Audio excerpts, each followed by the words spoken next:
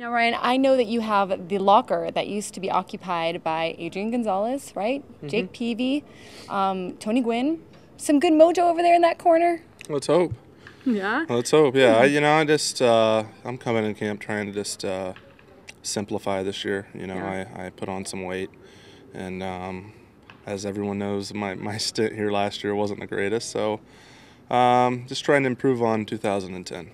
Talk about that a little bit. You talked about the last 2 months of your career as the worst of your career. Now that you've had a chance to step away from it and reflect a little bit, what do you think happened there? I think there was a couple things, and the trade obviously being in a new place. I was coming off a calf injury, and mentally, I think I got down on myself a little bit after not hitting my stride after a long period of time, and you learn from it. It was a tough stretch, but you learn from it and you bounce back. I think the positive out of it is, on paper, it's the worst 2 months I've ever had. So a lot of people can say, well, you know what, he's playing in Petco and it's not going to get any better. But I'm in a positive place right now, and I'm really excited about 2011. Is some of it kind of just the pressure, like you said, the pressure that you put on yourself once you get into kind of maybe a slump?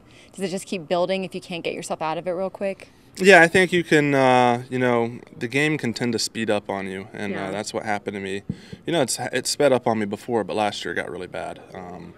I wanted to perform so well coming over here, them being an independent race and, trading for me. I wanted it really bad, and it didn't happen. But, I can't beat myself up anymore. I beat myself up day in and day out when it was going on in San Diego. But, I think that's the type of guy I am. I'm an ultimate competitor, and I don't like failing. And I was failing, and it was tough. But, you move on. You learn from your lessons. And I know coming into this year, I've done everything within myself to be ready for the season, whether it's the diet or strength training or the time I've put in the cage.